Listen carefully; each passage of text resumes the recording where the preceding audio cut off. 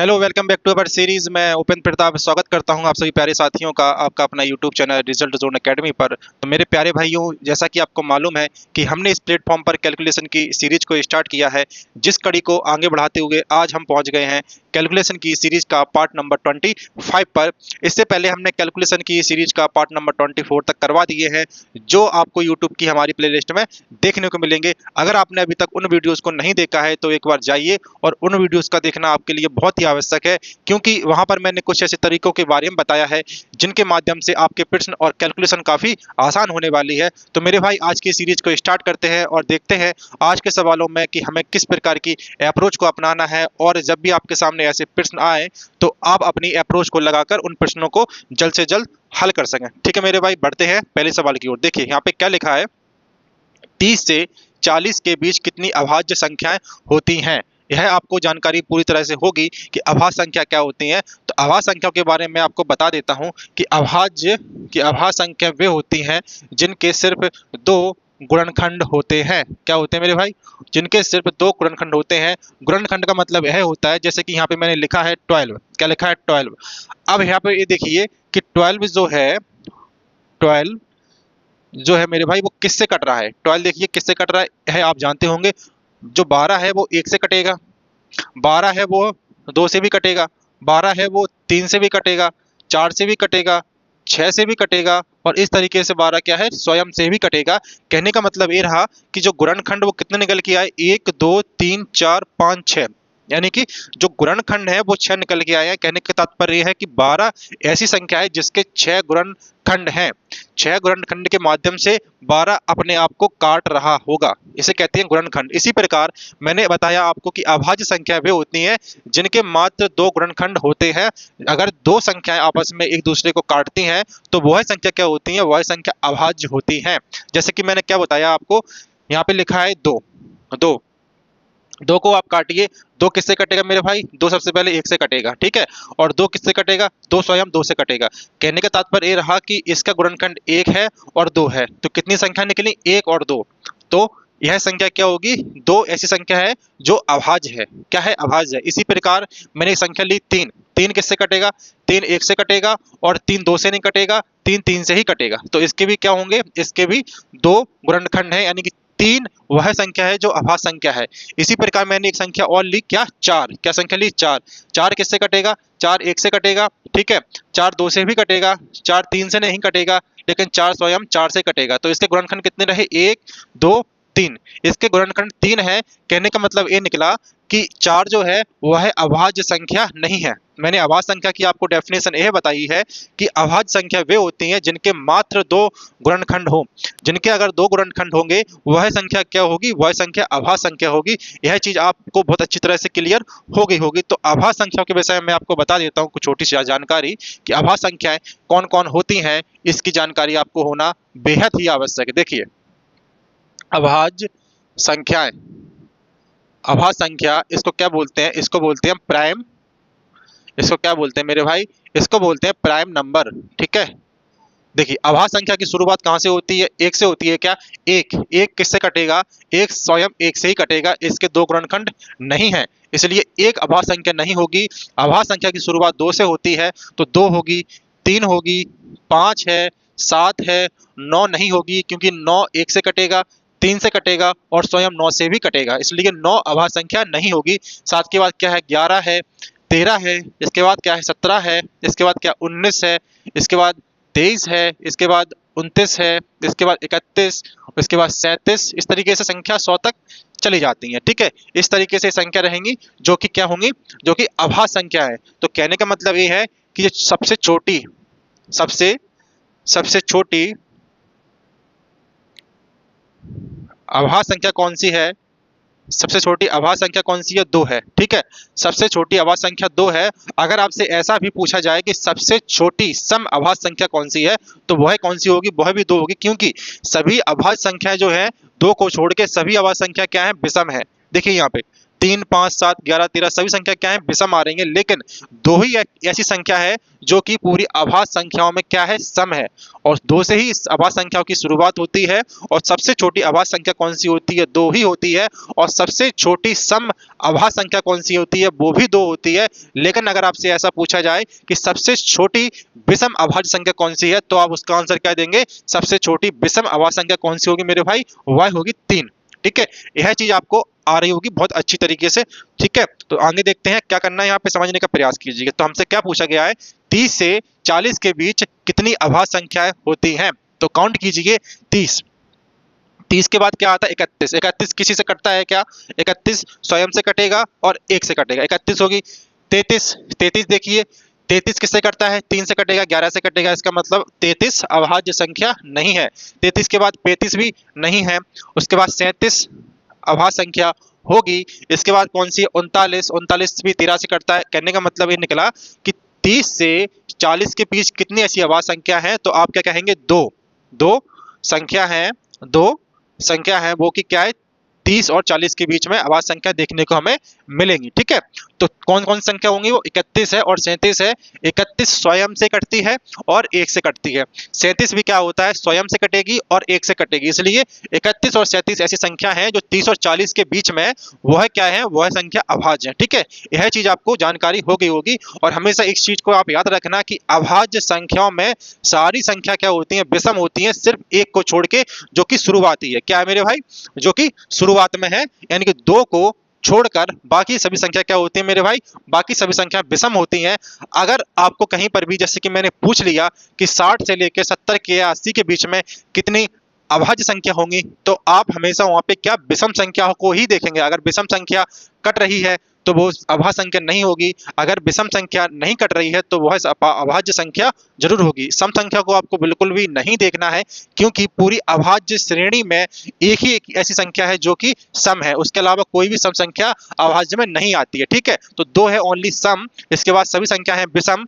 अगर आपसे हमने पूछ लिया कि मुझे आप बताइए कि 40 और 70 के बीच में कितनी अभाज्य संख्या है, तो आप मात्र क्या करेंगे, विषम संख्याओं को ही देखेंगे। ठीक है, विषम संख्याओं को देखने के बाद आप यह तय करेंगे कि कौन सी संख्या कट रही है, यानी कि अभाज्य संख्या है, और कौन सी संख्या अभाज्य संख्या नहीं है। यह आप स्वयं देख सकते हैं। ठीक है, चलिए समझते हैं आगे प्रश्न को। देखिए, 70 से छोटी अभाज्य संख्या कौन सी है, 70 से छोटी, हमें क्या क्या करना है, बताना है कि 70 से छोटी अभाज्य संख्या कौन कौन सी है। चलिए काउंट करते हैं फटाफट। देखिए, 2 है, 3 है, 5 है, 7 है, 11, 13, 17, 19, 23, 29, 31, उसके बाद 37, उसके बाद 41, उसके बाद 43, उसके बाद कितना है, 47, उसके बाद है कितना, 53, उसके बाद 59, उसके बाद 61, तो अपना, उसके बाद 61, 61 के बाद कितना, 67, 67।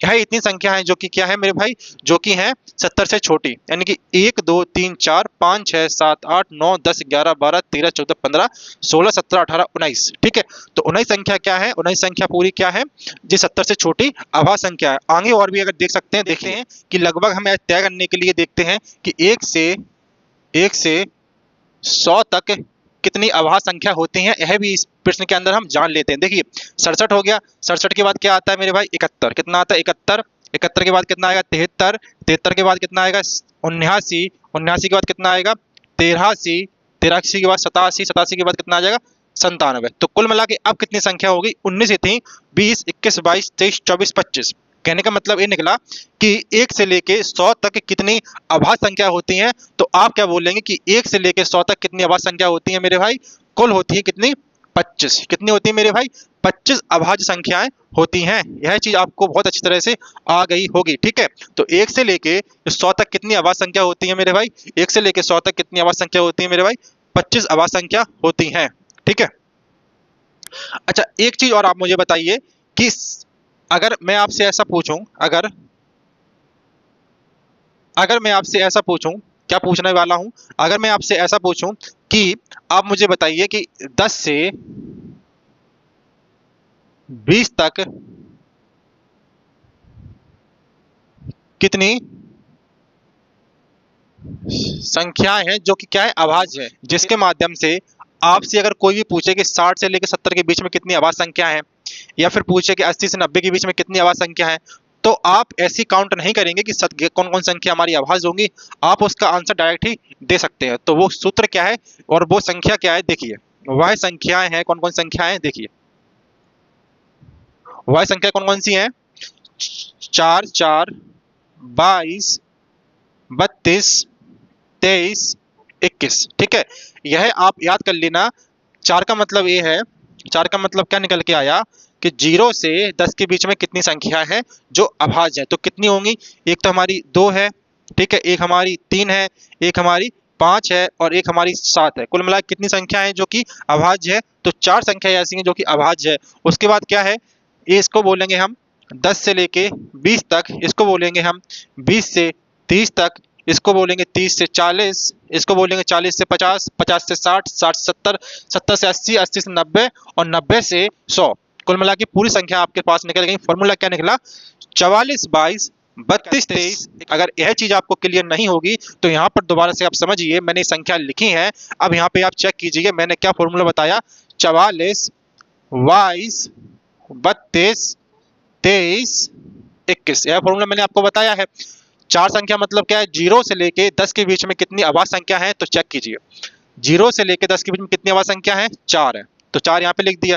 10 से लेके बीच में कितनी आवाज संख्या है, देखिए 10 से लेके बीच में कितनी संख्या है, 4 है, वो भी लिख दिया। 20 से लेके 30 में कितनी संख्या है, कितनी है मेरे भाई, 2 है, 2 लिख दिया।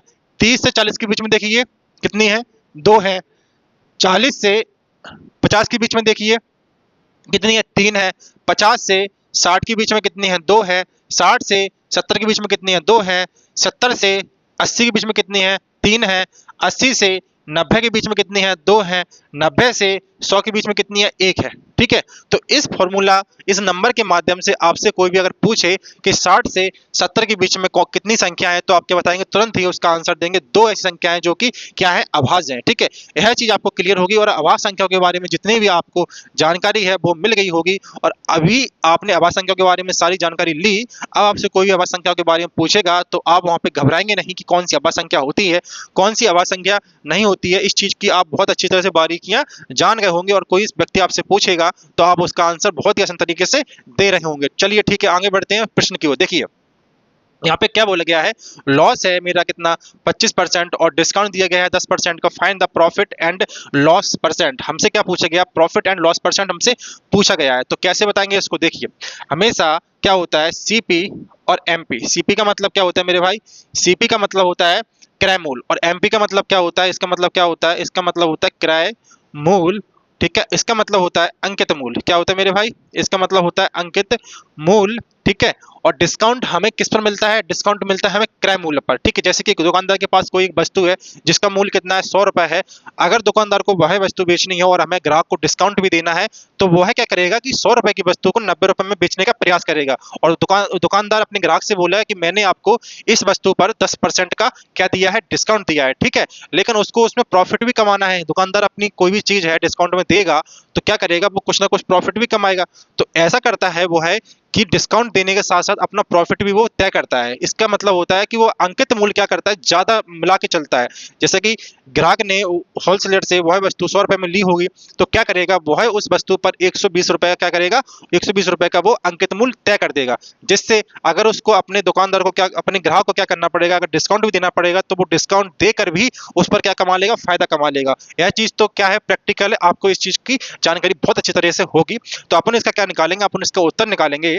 तो क्रय मूल्य क्या होता है, सीपी अंकित मूल्य बोलते हैं, एमपी क्रय मूल्य क्या होता है, क्रय मूल्य का फॉर्मूला होता है 100 माइनस डी। क्या होता है, 100 माइनस डी। और एमपी का मतलब क्या होता है, 100 प्लस प्रॉफिट या फिर लॉस है तो 100 माइनस लॉस। ठीक है, यह होता है एमपी का मतलब। ठीक है, अब क्या करेंगे, डिस्काउंट 100 में से डिस्काउंट माइनस करेंगे, कितना आ जाएगा मेरे पास, 90। कितना आने वाला है, 90। अब मुझे क्या दिया गया, लॉस दिया गया जो कि है 25% का। तो 100 में से हम क्या करेंगे, 25 को माइनस करेंगे, कितना आ जाएगा मेरे पास, 75। इसको हम 5 से काटेंगे, 18 पंच 90 और 15 पनक 75 हो जाएगा। 3 से काटेंगे 6, 3 से काटेंगे 5। अच्छा, अब मेरा क्या रहा, सीपी मेरा कितना था, 6 रुपए का। तो एमपी मैंने क्या किया, 5 रुपए उसमें तय किया। मतलब समझ में आया आपको कि 6 रुपए की वस्तु उसने खरीदी थी होलसेलर से और अपने ग्राहक को क्या किया, 5 रुपए में बेच दिए। तो इसका मतलब क्या हुआ कि उस दुकानदार को ₹1 का क्या होगा, ₹1 का उसको घाटा होगा, क्योंकि उसने डिस्काउंट दिया 10% का और ऊपर से उसको लॉस भी हो गया 25% का। तो कहने का मतलब है ₹6 की वस्तु खरीदी और ₹5 में उसने क्या कर दिया, ₹5 में उसको बेच दी। अब हमसे पूछा गया है कि find the profit and loss percent, यानी कि हमें ये बताइए कि उसको दुकानदार को प्रॉफिट कितने परसेंट का होगा और यह बताइए कि उसको लॉस कितने परसेंट का हुआ है। तो सीधी सी बात है कि सीपी में अगर ₹6 की वस्तु खरीदी है और उसने ₹5 की बेची है, तो इसका मतलब क्या हो गया, इसका मतलब हो गया कि उसको 1 का लॉस होने वाला है और 1 का लॉस होगा। और सीपी कितना है, सीपी हमारा 6 है, इसको हम जब परसेंट में निकालेंगे तो 100 का इसमें मल्टीप्लाई करेंगे तो 1/6 की फ्रैक्शन वैल्यू क्या होती है, 16 सही क्या होता है, 16 सही 2/3% होती है। इसका उसको क्या होने वाला है, इसको लॉस होने वाला है, यानी कि 16 सही 2/3% का उस दुकानदार को क्या हुआ है, लॉस हुआ है मेरे भाई। तो यह चीज आप बहुत अच्छी तरह से समझ गए होंगे कि अगर कोई दुकानदार होगा और वह चीज अपनी वस्तु को क्या डिस्काउंट पे देगा और उसको उस वस्तु पे क्या लॉस भी हो गया या प्रॉफिट भी हो गया, तो उसको आप आसान तरीके से निकाल पाएंगे। प्रॉफिट अगर पूछा जाए तो 100 प्लस पी लगाएंगे और लॉस अगर पूछा जाए तो 100 माइनस लॉस लगाएंगे। इस तरीके से हमारा सीपी और एमपी का रेशियो निकल के आ जाएगा। उसके बाद हम क्या करेंगे, उसके बाद देखेंगे अगर प्रॉफिट हो रहा है तो प्रॉफिट के हिसाब से हम जाएंगे और लॉस हो रहा है तो यानी ₹6 की वस्तु को ₹5 में उसने बेचा, 1 का लॉस हुआ मुझे और 1 का लॉस करके हम सीपी से उसको क्या करेंगे, कंपेयर करेंगे और परसेंट में निकालने के लिए 100 का हम मल्टीप्लाई कर देंगे। इस प्रकार हमारा क्या हो जाएगा, इस प्रकार हमारा आंसर आ जाएगा। ठीक है, यह चीज आप करना आसानी से सीख गए होंगे। चलिए आगे देखते हैं और इस सवाल को भी प्रैक्टिस के तौर पर देखते हैं क्या करना है। देखिए सीपी बटा एमपी क्या होता है, 100 माइनस डी और 100 प्लस पी बटा 100 माइनस लॉस। देखिए यहाँ पे क्या होगा, इसमें से माइनस करेंगे कितना आने वाला, ऊपर मेरा 90 आएगा सीपी और एमपी कितना आने वाला है, क्योंकि प्रॉफिट दिया गया है तो यहाँ पे कितना आएगा 115 आएगा। काटिए यहाँ से 5 से 18, 5 दूनी 10, 5 तिया 15, 23 आने वाला है। अब देखिए सीपी का कितना आया 18 और एमपी कितना है 23 है, मतलब ₹18 की उसने क्या वस्तु को दुकानदार ने किसी से खरीदा था और अपने ग्राहक को क्या किया, ₹23 में बेच दिया। सीधी सी बात है उसको क्या होने वाला है, उसको प्रॉफिट होने वाला है। अब मुझे यह बताइए कि उसको प्रॉफिट कितने परसेंट का हुआ है, तो हमें क्या निकालना है, प्रॉफिट एंड लॉस परसेंट निकालना है। अगर उसको प्रॉफिट हुआ है तो प्रॉफिट परसेंट निकालिए, अगर उसको लॉस होना है तो लॉस परसेंट निकालिए। क्योंकि यहाँ पे 18 की वस्तु उसने 23 में बेची है तो सीधी सी बात है उसको क्या होने वाला है, प्रॉफिट होने वाला है। तो 18 की वस्तु क्या किया उसने 23 में बेचा तो उसको ₹5 का क्या हुआ, ₹5 का उसको फायदा हुआ और ₹5 का फायदा किस पर हुआ, 18 पर हुआ। इसको जब हम परसेंट में लिखाएंगे तो 100 से क्या करेंगे, मल्टीप्लाई करेंगे तो यहाँ पे हो जाएगा मुझे 500 और यहाँ हो जाएगा मेरा 18 और 18 का 18 18 36, तो 18 दूनी 36 हो जाएगा, 36 14 बचा 140, तो कितना आने वाला है 18 सत्ते 126, 18 सत्ते 126, 14 बटा 18 यानी कि 7/9 हमारा क्या आने वाला है, आंसर आने वाला है। ठीक है, ठीक है, चलिए आगे देखते हैं। देखिए यहाँ पे क्या बोला गया है, फाइंड द क्यूब ऑफ 36। 36 का हमें क्या निकालना है मेरे भाई, 36 का हमें इसमें क्यूब निकालना है। तो किस तरीके से निकालेंगे समझने का प्रयास कीजिए। देखिए 36 का क्यूब निकालने के लिए बहुत ही अच्छा तरीका है जिसके माध्यम से आप ऐसे प्रश्नों को आसान तरीके से कर पाएंगे। देखिए 36 का क्यूब निकालने का एक तो तरीका ये रहा, 36 का मल्टीप्लाई कर लो 36 में और 36 में तो आपका आंसर आ जाएगा। ठीक है, लेकिन यह बहुत लेंदी है प्रोसेस, इसके माध्यम से आपके प्रश्न बहुत ही लेट होंगे और इसको आप जब क्यू निकालने में आपको इतना समय लग रहा है तो क्यू रूट निकालने में कितना समय लगेगा, है ना। तो इस तरीके से आपको बिल्कुल भी नहीं करना होगा, इसका एक फॉर्मूला है उसके माध्यम से आप ऐसे प्रश्नों को आसानी से कर पाएंगे। देख क्या करना होगा, समझने का प्रयास करेंगे। यहाँ पे लिखा है 6 तो इसका करेंगे हम क्या क्यूब, तो 6 का क्यूब कितना होता है 216, 3 का क्यूब कितना होता है 27, इसको लिखेंगे हम दूर दूर, इधर लिखेंगे इधर लिखेंगे। अब मेरे पास बीच में क्या प्रोसेस है, ये जो 3 लिखा हुआ है इसका करेंगे स्क्वायर, 3 का स्क्वायर कितना होता है 9 और 9 का जो मल्टीप्लाई करेंगे उस 6 में करेंगे तो 9 छक कितना होता है 9 छक होता है 54, कितना होगा 54 होगा। अब दूसरा यहाँ पे क्या लिखना है मुझे, यहाँ पे लिख दिया मैंने 54, यहाँ पे क्या लिखना है 6 का स्क्वायर करेंगे 36 होगा और इस 36 को करेंगे 3 से, हम क्या करेंगे 3 से मल्टीप्लाई करेंगे तो मेरा कितना आने वाला है 36 8 8 कैरी 1 3 का 9 10, कितना आने वाला है मेरे भाई 108 आने वाला है। तो यहाँ पे लिखेंगे क्या हम 108। ठीक है, अब करेंगे इसका दोगुना, 54 दूना कितना होता है 108, ठीक है, और 108 दूना कितना 216, बस इसको आप लिख दो आराम तरीके से।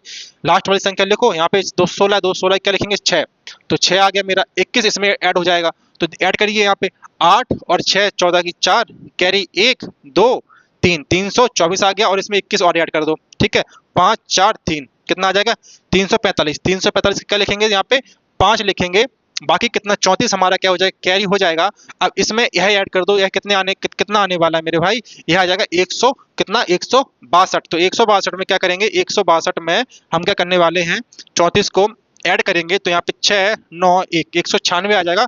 196 क्या होने वाला है 6, ठीक है। कैरी कितना आ जाएगा 19, इस 19 को इसके साथ में ऐड कर दो, 9 और 7 16 की 6, कैरी 1 4, तो क्या आ जाएगा मेरे 36 का जो स्क्वायर, सॉरी 36 का जो क्यूब आने वाला है वो क्या आने वाला है 46656 हमारा क्या आने वाला है क्यूब आ जाएगा। बहुत ही आसान तरीके से है ना। तो आप इसको बेहतर तरीके से समझ गए होंगे। सबसे पहले क्या करना है, 3 का हमें क्यूब निकालना है, वो इधर लिखना है। 6 का क्यूब निकाल के मुझे इधर लिखना है, ठीक है। और तो बीच में क्या लिखेंगे, इसका 3 का स्क्वायर लिख निकालेंगे, 3 का स्क्वायर 9 होता है, और इसी 9 का मल्टीप्लाई करेंगे 6 में, 9 छक 54, तो मैंने यहाँ पे 54 लिख दिया।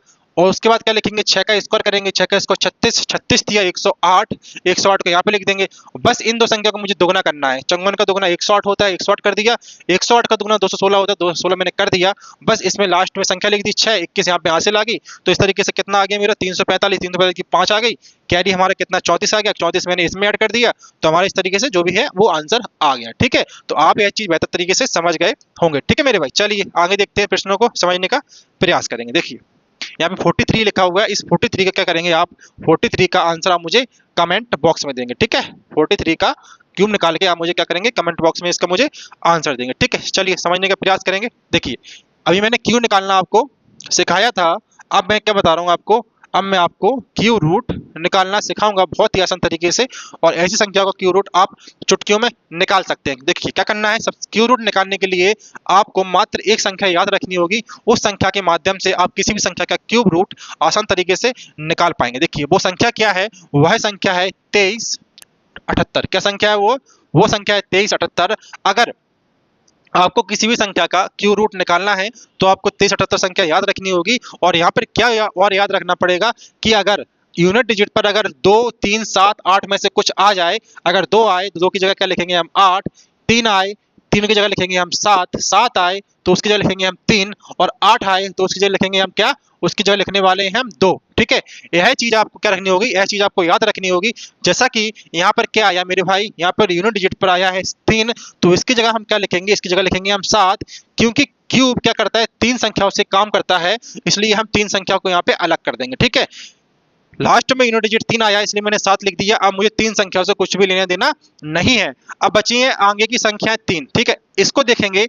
अब देखिए 658 से पहले ऐसी कौन सी संख्या है जो कि पूर्ण घन है, कौन संख्या है जो कि पूर्ण घन है। 18 का क्यूब कितना होता है मेरे, सॉरी 8 का क्यूब कितना होता है 512, 9 का होता है 729। तो देखिए 658 से ज्यादा है 9 का क्यूब, ठीक है, और 658 से कम है 8 का क्यूब। तो यहाँ पे क्या लिखेंगे हम, कम। क्या लिखेंगे, कम। 658 से पहले किसका है, 8 का क्यूब। तो यहाँ पे क्या लिखने वाले हैं हम, 8 लिखने वाले हैं। इस तरीके से क्या हो जाएगा, यह मेरा आंसर हो जाएगा। और अभी आप चेक करेंगे तो आपका 87 का जो क्यूब निकलेगा वो यही निकलने वाला है, और इसका जो क्यूब रूट निकलने वाला है वो 87 निकलेगा, ठीक है। यह चीज आप बेहतर तरीके से समझ गए होंगे। देखिए कुछ नहीं करना है, लास्ट संख्या में जो भी अगर 2378 में से कोई संख्या लिखी मिले आपको तो उसको बस चेंज करना है। मुझे क्या करना है, उसको चेंज करना है। उसके बाद यह 3 संख्या लिखी है, इन 3 संख्याओं में मुझे यह देखना है कि इससे पहले एक कौन सा पूर्ण घन है।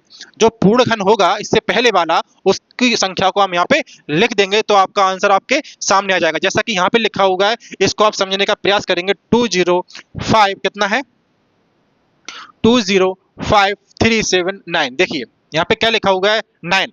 अब मैंने क्या बोला था, सिर्फ संख्या होनी चाहिए 2378, ठीक है, 2378 संख्या होनी चाहिए लास्ट पे, लेकिन यहाँ पे 9 है। तो क्या करेंगे, अगर यह संख्या होती तो हम इसको पलट के लिखते, लेकिन यहाँ पे 9 लिखा हुआ है तो क्या करेंगे, 9 का 9 ही लिख देंगे। क्या करेंगे, 9 का 9 ही लिख देंगे। और यहाँ पे लिखा है 205, तो 205 से पहले मुझे बताइए कैसी कौन सी संख्या है जो कि पूरी तरीके से पूर्ण घन है। 5 का क्यूब कितना होता है 125, 6 का होता है मेरे भाई 216, तो 216 काफी ज्यादा हो जाएगा, इसलिए यहाँ पे क्या लिखेंगे हम, इसलिए लिखेंगे यहाँ पे हम 5। क्या लिखेंगे 5। तो 59 का क्या होने वाला है, 59 का यह रहेगा क्यूब, क्या रहने वाला है 59 का यह क्यू रहने वाला है। जब इस संख्या को आप क्यू रूट में निकालेंगे तो क्या आ जाएगा मेरे भाई 59 आने वाला है, ठीक है। तो यह चीज आप बेहतर तरीके से समझ गए होंगे। क्यूब निकालना आपको अच्छी तरह से आ गया होगा, और क्यूब रूट भी निकालना आपको बहुत बेहतरीन तरीके से समझ में आ गया होगा, ठीक है। चलिए आगे देखते हैं सवालों को। देखिए यहाँ पे क्या लिखा होगा, find ratio 2a 3b 4c and 5d। इसका मुझे क्या करना है, इसको मुझे रेशियो निकालना है, यानी कि a b सी डी, इसका मुझे क्या निकालना है, रेशियो निकालना है। तो आप कैसे निकालेंगे, बहुत ही सिंपल तरीका है। जब आप अर्थमेटिक में रेशियो एंड प्रोपोर्शनल चैप्टर को पढ़ेंगे तो वहां पर ऐसे रेशियो निकालना बहुत पूछा जाता है कि आप ऐसे रेशियो को, और भी प्रकार के रेशियो होते हैं, उन रेशियो को आप किस माध्यम से निकालेंगे। लेकिन इसकी मैं आपको ऐसी बेहतरीन ट्रिक बताने वाला हूं जिसके माध्यम से आपके सामने कोई भी अल्फाबेट के सामने कोई भी संख्या लिख के आ जाए और आपसे पूछा जाए उसका मुझे बताइए आप रेशियो, तो ऐसी संख्याओं का रेशियो आप बहुत ही आसान तरीके से, बहुत ही प्यारे तरीके से निकाल सकते हैं, वो भी सेकंडों में और चुटकियों में। ठीक है, कैसे निकालेंगे समझने का प्रयास करेंगे। देखिए, हमें कुछ नहीं करना है। अगर मुझे ए का रेशियो निकालना है तो क्या करेंगे, देखिए इस ए को बंद कर लेंगे, जिसका हमें क्या निकालना है, जिसको हमें रेशियो निकालना है उसको हम बंद कर लेंगे। बाकी जो संख्या बची है इनका क्या करेंगे, मल्टीप्लाई। तो करिए, 5 चौका 20 और 20 दिया कितना होता है मेरे भाई, 60। तो एक ही जगह का लिख देंगे हम, एक ही जगह लिखेंगे हम 60। अब मुझे निकालना है बी का, तो बी का मुंह बंद कर लो। तो 5 चौका 20 और 20 दूनी कितना होता है मेरे भाई, 20 दूनी होता है 40। ठीक है, सी का निकालेंगे तो सी को बंद कर लीजिए। 5 तिया 15, 15 दूनी कितना होता है मेरे भाई, 15 दूनी होता है 30। ऐसी डी से निकालना है तो निकालिए, 4 तिया 12, 12 दूनी कितना होता है मेरे भाई, 24। तो यह क्या आ गया, यह ए बी सी और डी का क्या निकल के आ गया, रेशो निकल के आ गया। इसको हम कम करना चाहते हैं, करिए, यहाँ पे 12 आ जाएगा, यहाँ पे 15 आ जाएगा, यहाँ पर 20 आ जाएगा, और यहाँ पे क्या आने वाला है, 30। फाइनली जो मेरा बी 30, 20, 15, 12 आने वाला है ए बी सी और डी का रेशियो आने वाला है। ठीक है, तो ऐसी संख्या जब भी आपके सामने आ जाए तो इस संख्या को रेशियो आप बहुत ही प्यारे तरीके से निकाल पाएंगे जब अल्फाबेट के साथ में कोई भी संख्या आपके सामने दी जा रही है। ठीक है, चलिए आगे देखते हैं। यहाँ पे देखिए, ए बी सी डी, इसका मुझे क्या निकालना है, रेशो निकालना है। जिस संख्या का निकालना है उसको क्या करेंगे, हम उसको बंद कर लेंगे। ए का निकालना है तो ए को बंद कीजिए। 7 पन 35, 35 दूनी कितना होता है, 70। तो ए का कितना आ गया मेरे भाई, 70। बी को बंद करेंगे तो कितना होता है, 7 दूनी 14, और 14 चौके कितना होता है, 14 चौके कितना होता है मेरे पास, 56। कितना होता है, 56। इसके बाद सी का निकालना है तो यहाँ पे देखिए, 7 पन्ना 35 और 35 चौका कितना होता है मेरे भाई, 35 चौका होता है 140। ठीक है, इसके बाद डी का निकालना है तो डी को बंद कीजिए। 5 चौके 20 और 20 दूनी कितना होता है मेरे भाई, 40। ठीक है, इसको आप काट लेंगे, यहाँ पे 35 आ जाएगा, यहाँ पे 28 आ जाएगा, यहाँ पे 70 आने वाला है, यहाँ पर 20 आ जाएगा, और यह क्या रहेगा, यह हमारा फाइनली आंसर रहने वाला है ए बी सी और डी का रेशियो, है ना। तो इस तरीके से आपके सामने कोई भी रेशियो संख्या आए तो उसको आप आसान तरीके से रेशियो निकाल पाएंगे। ठीक है, चलिए देखिए, एक्स और वाई और जेड, देखिए एक्स वाई जेड फास्ट तरीके से करेंगे। एक्स का निकालना है तो एक्स को बंद कीजिए, 6 एकम 6। वाई का निकालना है, वाई को बंद कीजिए, 6 दूनी 12। और जेड को निकालना है, जेड को बंद कीजिए, 2 एकम 2। क्या आ गया मेरा, 1 6 3। क्या निकल के आ गया, 3 6 1 हमारा क्या निकल के आ गया, रेशियो निकल के आ गया। ठीक है, फास्ट तरीके से करेंगे। देखिए, एक्स बाई जेड, एक्स को निकालना बंद कीजिए, 9 पन कितना होता है, 9 पन होता है 45। वाई को निकालना 9 कितना होता है, 27। जेड का निकालना है, 5 कितना होता है, 15। तो यह क्या आ गया, मेरा रेशियो निकल के आ गया। 3 से काट गया, 3 एकम 3, 3 15, 3 नंबर 27 और 3 15। क्या क्या निकल के आ गया, यह मेरा 15, 9 और 5 का निकल के आ गया, रेशियो निकल के आ गया। ठीक है, तो इस तरीके से आपके सामने कोई भी संख्या आए तो उसका रेशियो आप बहुत प्यार तरीके से निकाल पाएंगे। ठीक है मेरे भाई, चलिए आगे देखते हैं और सवालों को। यहाँ पर हमसे बोला गया स्क्वायर ऑफ 319। 319 का क्या निकालना है, मुझे 319 का स्क्वायर निकालना है। तो मैंने स्क्वायर निकालने की आपके लिए बहुत ही बेहतरीन ट्रिक बताई थी, जिसके माध्यम से आप 3 संख्याओं का स्क्वायर बहुत ही प्यारे तरीके से निकाल सकते हैं। क्या करना है, देखिए सबसे पहले लास्ट संख्या लिखी है, इसका करेंगे स्क्वायर। 9 का स्क्वायर कितना होता है मेरे भाई, 81। ठीक है, इसके बाद इन दो संख्या करेंगे स्क्वायर, इसका स्क्वायर कितना होता है, 961। कितना होता है मेरे भाई, 961 होता है। अब 31 और 9 को मल्टीप्लाई करेंगे, इसके बाद ऊपर 2 लिखा होगा, इसको भी मल्टीप्लाई करेंगे। तो यहाँ पे कर लीजिए, 9 27, यहाँ पे कितना आ जाएगा, 2। देखिए 9 दूनी 18 की 8, कैरी 1, 15 की 5, कैरी 1 4 5, कितना आ जाएगा मेरे भाई, 558 आ जाएगा। लेकिन लिखेंगे कहाँ पर, पहली वाली संख्या को छोड़कर लिखेंगे 558। ठीक है, इसको ऐड कर लीजिए, 1 का 1, 8 8 16 की 6, कैरी 1, 6 7, 6 5 क्या रखिए, कैरी 1, यहाँ पे कितना आ जाएगा 10। तो आंसर क्या निकल के आने वाला है 319 का स्क्वायर क्या निकल के आने वाला 101761 हमारा क्या निकल के आने वाला है, स्क्वायर निकल के आने वाला है। कुछ नहीं किया मेरे भाई, बहुत ही आसान तरीका है। ऐसे तरीके से आप किसी भी बड़ी से बड़ी संख्या का स्क्वायर बहुत ही प्यारे तरीके से निकाल पाएंगे। कुछ नहीं करना है, पहले 9 लिखा होगा इसका करेंगे हम स्क्वायर 81 आ जाएगा। इसके बाद दो संख्या करेंगे स्क्वायर 9 से 61 आ जाएगा। उसके बाद क्या करेंगे, इन दोनों करेंगे आपस में मल्टीप्लाई, और जो भी आएगा उसका मल्टीप्लाई करेंगे हम 2 में। तो मैंने क्या किया, पहले इसका मल्टीप्लाई कर दिया, 279 आ गया। उसके बाद क्या करेंगे हम 2 का इसमें मल्टीप्लाई करेंगे, तो मेरा कितना आ गया 558 मेरा आ गया। इसको हमने एक संख्या बाद छोड़ के लिख दिया, तो आंसर क्या आने वाला है 1017 कितना आने वाला है 101761 हमारा आंसर आने वाला है। ठीक है, तो इस तरीके से आप इस प्रश्न का क्या करेंगे, इस प्रश्न का आंसर आप मुझे कमेंट बॉक्स में देंगे, क्योंकि ऐसे बड़े बड़े स्क्वायर मेरे भाई हर किसी व्यक्ति को निकालने नहीं आते हैं। जो व्यक्ति इस सीरीज के साथ जुड़ा रहेगा उसको मैं इस सीरीज के अंदर बहुत बेहतरीन ट्रिक बताने वाला हूं, और इसके माध्यम से उनकी कैलकुलेशन और प्रश्न करने की अप्रोच बहुत ही अलग होने वाली है। और जिन सवालों में आपको पहले बहुत ज्यादा समय लगता था, आज इस सीरीज को करने के बाद उन सवालों में आपको बिल्कुल भी ज्यादा समय लगने वाला नहीं है। यह इस कैलकुलेशन की सीरीज की ताकत है, जिसके माध्यम से आपके प्रश्न बहुत ही प्यारे तरीके से और बहुत ही अच्छे तरीके से होने वाले हैं। ठीक है मेरे भाई, चलिए देखते हैं यहाँ पे क्या लिखा हुआ है। लेंथ है हमारा 20% और ब्रेथ है हमारा 12%। तो find the percentage change in area. हमसे क्या पूछा गया है कि एक हमारा क्या है, एक छोटा सा प्लॉट है।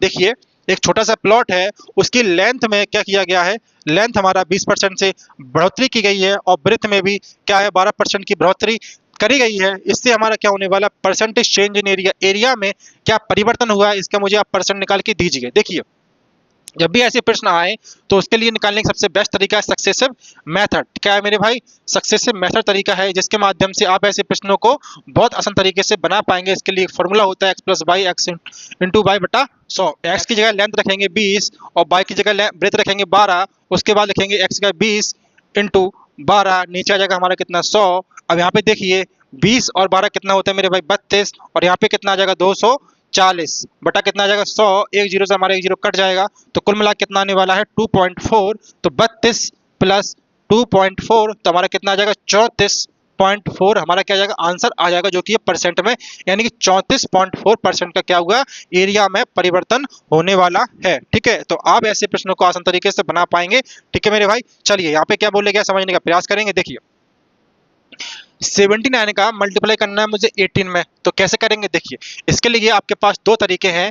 या तो आप ऐसा कर लीजिए कि इसको 80 माइनस 1 करके 18 में आप मल्टीप्लाई कर लो, या फिर एक तरीका और है, आप ऐसे भी कर सकते हो कि 79 इंटू 18 लिखा हुआ है, तो आप ऐसे भी कर सकते हो। इस 18 का मल्टीप्लाई आप पहले 9 में कर लो, तो कितना आ जाएगा मेरे पास 162 आ जाएगा, और इसी 18 का मल्टीप्लाई आप साथ में कर लो, कितना आ जाएगा मेरे पास 126 आ जाएगा। ठीक है, अब आप क्या करेंगे, लास्ट संख्या को लिखेंगे यहाँ पे 2, यहाँ पे क्या लिख देंगे 2। 16 को इसमें आप क्या कर देंगे, इसमें ऐड कर देंगे, तो कितना आने वाला है 6 6 12 की 2 कैरी 1 4 142 कितना आने वाला है 142, यानी कि आंसर आ जाएगा 1422 हमारा क्या आ जाएगा आंसर आ जाएगा। इसी प्रकार आप यहाँ पे कर सकते हैं। ठीक है, 18 8 कितना होता है 144, तो हमारा कितना आ जाएगा ये 1440 माइनस क्या करेंगे इस 18 को। ठीक है, माइनस करेंगे इस 18 को जब इसमें से माइनस करेंगे तो कितना आने वाला है मेरा 14 और 22 कितना आने वाला है मेरे भाई 14 22 आने वाला है। 40 में से 18 माइनस करेंगे तो हमारा 22 निकल के आएगा। तो आंसर इसका भी देखिए 14 22 आया, और आंसर इसका भी 14 22 आया। आपको जैसा भी करना हो, जैसा भी आपको उचित लगे, आप उस माध्यम से कर सकते हैं। मैंने आपको दोनों तरीके यहाँ पे समझा दिए हैं। ठीक है, चलिए आगे देखते हैं सवालों को। देखिए ये बहुत ही प्यारे सवाल है। अगर आपके सामने संख्या आ जाए कि मुझे बताइए कि 6 6 6 का मल्टीप्लाई साथ में करो, तो आप कैसे करेंगे, 6 छंग 7 छंग 42 की 2 कैरी 7 7 छंग 42, इस तरीके से करेंगे आप। यही आपकी अप्रोच रहने वाली है। लेकिन नहीं, जब भी आपके सामने इस तरीके के प्रश्न आए और सेम संख्या उसका मल्टीप्लाई किसी एक सिंगल संख्या में करना रहे, तो कैसे करेंगे आप। देखिए उसको करने का सबसे बेस्ट तरीका आपके पास क्या है। देखिए यहाँ पे लिखा है 7 छंग 42, कितना करेंगे यहाँ पे 7 छंग कितना हो जाएगा मेरे पास 42 आने वाला है। ठीक है, तो मैंने 42 लिख दिया, लेकिन इसका आंसर क्या आने वाला है। देखिए यहाँ पे 2 लिखा है और यहाँ पे 4 लिखा है। ठीक है, तो 4 को लिखेंगे इधर, 2 को लिखेंगे इधर। अब करेंगे इसको ऐड, क्या करेंगे मेरे भाई ऐड, इस 2 को और 4 को ऐड करने के बाद कितना आने वाला है 6, और 2 संख्या यहाँ पे बची हुई है ना, 2 संख्या यहाँ पे बची हुई है, तो इसलिए हम 2 बार लिखेंगे। 4 और 6 को कितना लिखेंगे, 4 और 2 कितना हो जाएगा 6, और 4 और 2 कितना होने वाला है 6, तो आंसर क्या आ जाएगा मेरे पास 4 6 6 2। यह चीज आप समझ गए होंगे। दोबारा से देखिए 7 का मल्टीप्लाई आप 6 में कर लो, कितना आएगा 42 आने वाला है, ठीक है।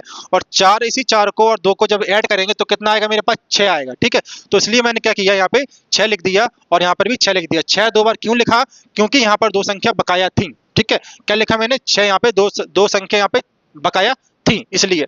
अब देखिए यहाँ पे 7 7 जा कितना होता है 49, कितना होता है 49, ठीक है। 49 हमने लिख दिया।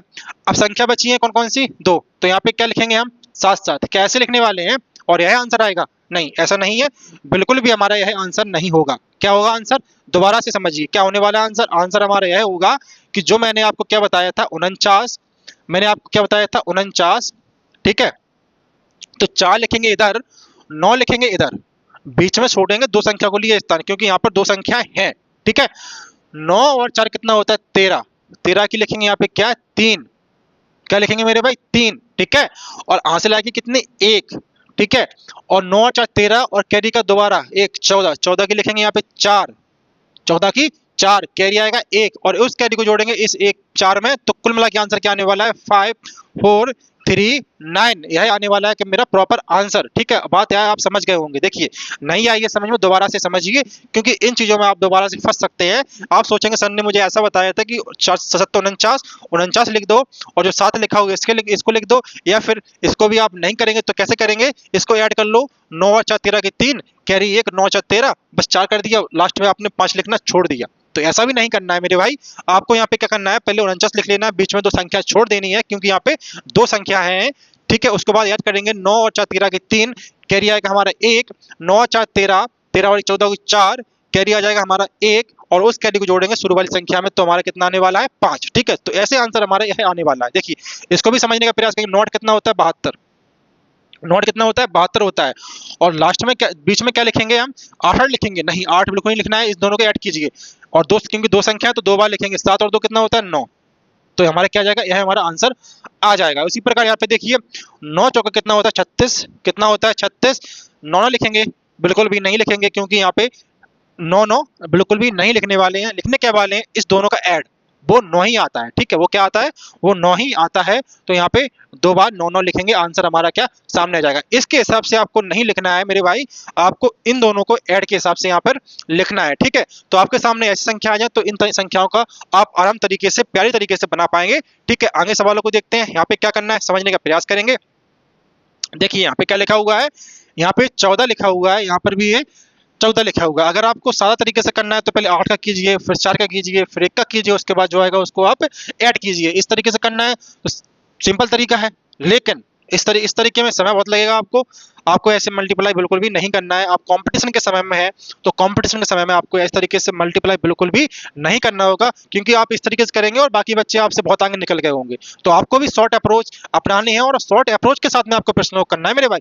चलिए समझते हैं कैसे करना है। देखिए यहाँ पे सेम संख्या लिखी है, क्या लिखा है यहाँ पे, दोनों सेम संख्या लिखी है, और जब दोनों संख्याओं का ऐड क्या आए 10 आए, दोनों संख्या का ऐड क्या 10 आए, तो यहाँ पे डायरेक्ट ही हम इस प्रश्न को कर सकते हैं। इन दोनों का कर दीजिए मल्टीप्लाई, तो 8 दूनी कितना होगा 16, कितना होने वाला है मेरे भाई 16, और यहाँ पे 14 लिखा हुआ है, इस 14 कीजिए अगली संख्या के साथ क्या मल्टीप्लाई, क्या करना है मल्टीप्लाई, 15 चौके 60 का 0, कैरी 6, कितना आएगा मेरे भाई 210। तो यहाँ पे डायरेक्टली क्या लिख सकते हैं हम 210 16, यह क्या होगा मेरा, यह मेरा आंसर रहने वाला है, ठीक है। तो आप यह तरीका बहुत अच्छे तरीके से समझ गए होंगे। करना कुछ नहीं है, अगर सेम संख्या आपके सामने आए, अगर इधर आपके सामने सेम संख्या आए और यूनिट डिजिट पर आपको ऐड करके प्लस का 10 बन रहा हो, तो हम क्या करेंगे वहां पे मल्टीप्लाई करेंगे, और मल्टीप्लाई करने के बाद जो ये संख्या लिखी है जो रिपीटेशन में आई है, इसका हम अगली संख्या के साथ क्या करेंगे मल्टीप्लाई करेंगे, और मल्टीप्लाई करने के बाद में उसकी जो संख्या आएगी उसको उसके साथ में लिख देंगे, आंसर हमारा हमारे सामने आ जाएगा। जैसा कि इस प्रश्न में बोला गया है, देखिए यहाँ पे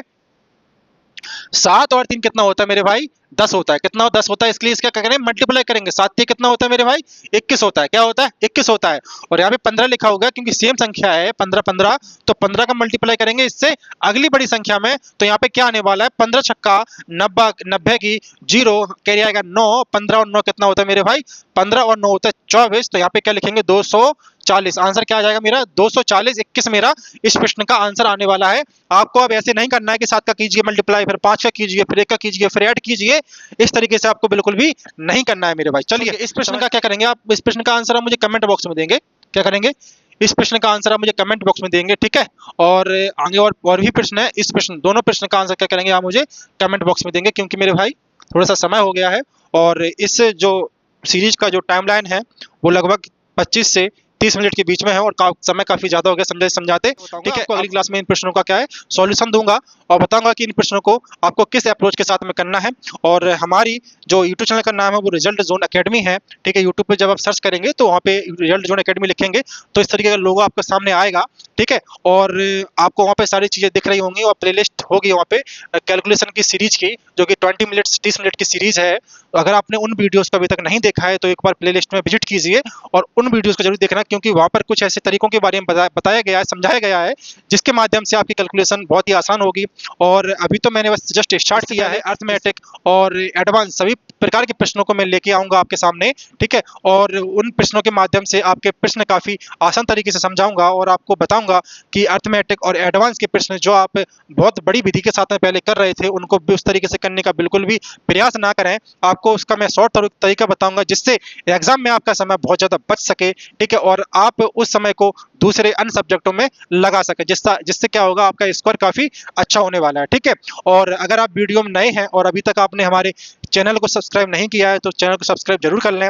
और अगर इस वीडियो की ट्रिक और आपको अप्रोच अच्छी लगती है तो हमारे इस वीडियो को लाइक जरूर करें और अपने दोस्तों के साथ में शेयर जरूर करें।